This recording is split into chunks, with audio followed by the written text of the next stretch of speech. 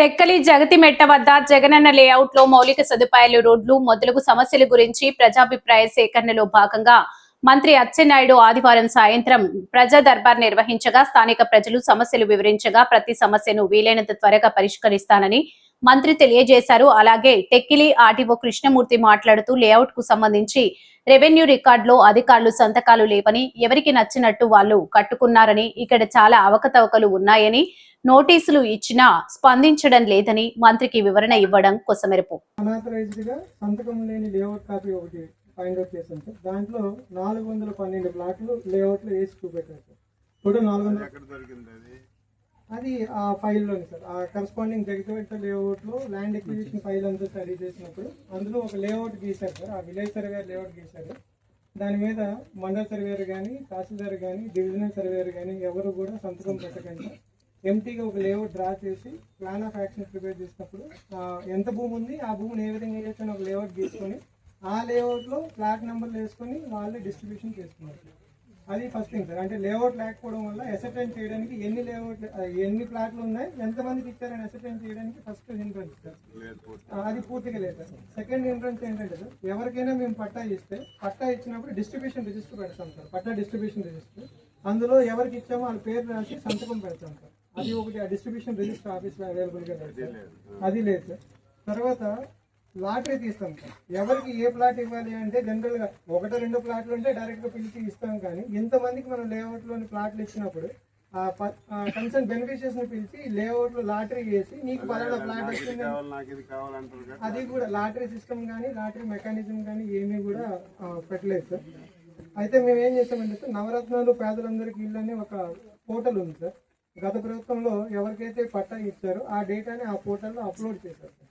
Upload చేసిన డేటాని తీసుకున్నాం సార్. తీసుకుంటే 412లో 309 మంది పేర్లు నవరత్నాలు పేదలందరికీ ఇల్లు అన్న వెబ్సైట్లో 309 మంది పేర్లు ఉంటే వాళ్ళందరి డేటా వెరిఫై చేస్తే సార్ 70 మందికి ఇన్ఎలిజిబుల్ ఉంది సార్. అంటే 309 మందిలో 70 మంది ఇన్ఎలిజిబుల్. 70 మంది ఇన్ఎలిజిబుల్ అంటే వాళ్ళు గవర్నమెంట్ ఉద్యోగస్తులు, అంగన్వాడీ కార్యకర్తలు, లేదంటే ఇన్కమ్ ట్యాక్స్ కడుతున్న వాళ్ళు, కారు ఉన్న వాళ్ళు. ఒక 50 మందికి 2020 కన్నా ముందే వాళ్ళకి హౌస్ సైట్ ఉండి వాళ్ళ ఇంటికి మీటర్ కనెక్షన్ ఉంది సార్. అంటే ఎలక్ట్రికల్ కనెక్షన్ ఉంది అంటే వాళ్ళకి హౌస్ సైట్ అంటే ఇల్లు ఉన్నట్టు సార్. 2020 కన్నా ముందే వాళ్ళకి అందరికీ మీటర్ కనెక్షన్ ఉంది. బట్ అటువంటి వాళ్ళకి కూడా ఇచ్చారు. 70 మందికి ఇచ్చారు సార్. ఆ 70 మంది పేర్లు ఐడెంటిఫై చేశారు సార్. తర్వాత ఒక 10 మంది ఎన్క్రోచ్మెంట్స్లో ఉన్నారు సార్. ఒక 23 మంది పేర్లు ఎక్కడ కూడా అవైలబుల్గా లేవు సార్. తర్వాత ఒక 70 మందికి డీ పట్టా రైతులు సార్. అంటే ఇక్కడ ఆల్రెడీ ఈ భూమి అంతా కూడా ప్రభుత్వంది కాదు సార్. మనం డీ పట్టా అసైన్మెంట్ చేసాము. ఆ రైతుల దగ్గర నుంచి తీసుకున్నాం సార్. ఆ రైతుల దగ్గర నుంచి తీసుకొని ఆ రైతులకి 70 మందికి పట్టాలు ఇచ్చారు సార్. నాకు యాక్చువల్గా రైతులు సుమారు 42 మంది ఉన్నారు సార్. 42 మంది ఉంటే 70 మందికి పట్టాలు ఇచ్చారు. ఆ 70 మంది పట్టాలు కూడా వాళ్ళకి పట్టా ఇస్తాం అన్నట్టు కానీ జనరల్గా ల్యాండ్ ఎక్విజిషన్ లో తీసుకున్న భూమికి డబ్బులు పే చేస్తాం సార్. భూమికి భూమి ఇవ్వడం అనేది ల్యాండ్ ఎక్విజిషన్ లో చేయం సార్. డబ్బులు పే చేశారు. అట్ ద సేమ్ టైం వాళ్ళకి లేఅవుట్ లో పట్టా కూడా ఇచ్చారు. పట్టా ఇస్తామని చెప్పి డిస్ట్రిక్ట్ అడ్మినిస్ట్రేషన్ నుంచి ఎక్కడ కూడా అప్రూవల్ తీసుకోలేదు. దానికి ప్రొసీడింగ్స్ కూడా లేవు సార్. సరే పోనీ ఇచ్చిన వాళ్ళకి డీ పట్టా వాళ్ళ దగ్గర పేదవాళ్ళ దగ్గర తీసుకున్నాం కాబట్టి వాళ్ళకి హౌసింగ్ స్కీమ్ లో ఎలిజిబిలిటీ ఉందేమో ఆ 70 మంది పేర్లు చెక్ చేశాం సార్. 70 మంది పేర్లు చెక్ చేస్తే సార్ 49 మంది పేర్లు మాత్రమే ఆన్లైన్లో రిజిస్టర్ అయ్యి ఉన్నాయి సార్. అందులో 17 మంది మాత్రమే ఎలిజిబుల్ సార్. అంటే 70 మందిలో ఆన్లైన్లో రిజిస్టర్ అయిన వాళ్ళు 49 మంది, అందులో 17 మాత్రమే ఎలిజిబుల్ సార్. మొత్తం ఓవరాల్గా చూసుకుంటే సార్ ఇవి 309 మంది, ఇదొక 70 మంది, సుమారు 380 మంది.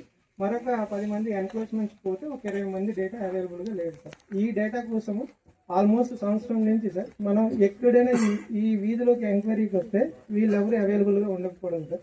డాక్యుమెంట్స్ అడగమని, డాక్యుమెంట్స్ ఇవ్వమని చెప్పి ఇప్పటికి 2 డేస్ 3 డేస్ నోటీసులు ఇచ్చాం సార్. నోటీసులు ఇస్తే నోటీసులకు ఎవరు రెస్పాన్స్ ఇవ్వకపోవడం సార్. కట్టుకున్న వాళ్ళు లాక్ చేసుకుని ఇక్కడి నుంచి వెళ్ళిపోవడం.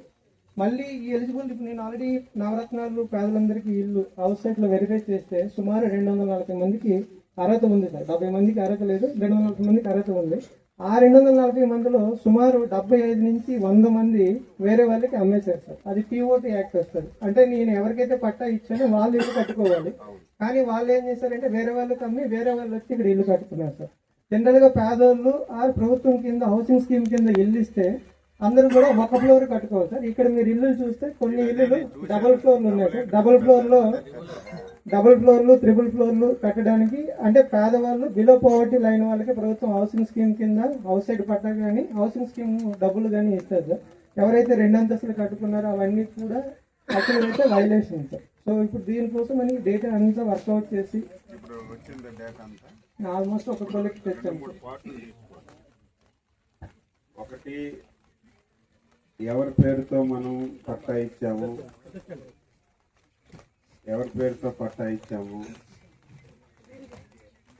వాళ్ళు ఇల్లు కట్టుకుని ఎంతమంది ఉన్నారో వాళ్ళంతా ఒక లిస్ట్ అవుట్ చేసి ఓకే చేసుకెళ్ళారు. అంటే నాకు పట్టా ఇచ్చారు, మంచిగా చెడ్డ పట్టా ఇచ్చారు, నేను కట్టుకున్నాను. అందులో ఇనెలిజిబుల్ అన్ఎలిజిబుల్ మరి కట్టొచ్చు, ఎందుకంటే పట్టా ఇచ్చారు కాబట్టి వాళ్ళు కట్టుకున్నారు కాబట్టి అదొకటి ఇచ్చారు. రెండవది, నాకు పట్టా ఇచ్చారు, ఇంకోళ్ళు వచ్చి పట్టుకున్నారు. ఎవరు పట్టా ఇచ్చారు, ఎవరు పట్టుకున్నారు ఆ లిస్ట్ వచ్చారు.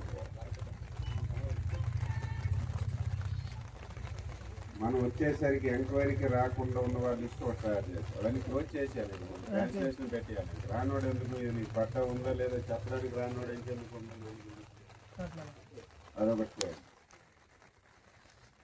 పూర్తిగా ఖాళీలు ఉన్నవి ఖాళీలు అవుతాయి. మొత్తం మనకి ఎన్ని ఖాళీలు వస్తాయి చూడండి. మళ్ళీ జెన్యున్ బెనిఫిట్ ఆ బోర్డులు గట్టి తగిలించారు కానీ అవి తీస్తారు సార్.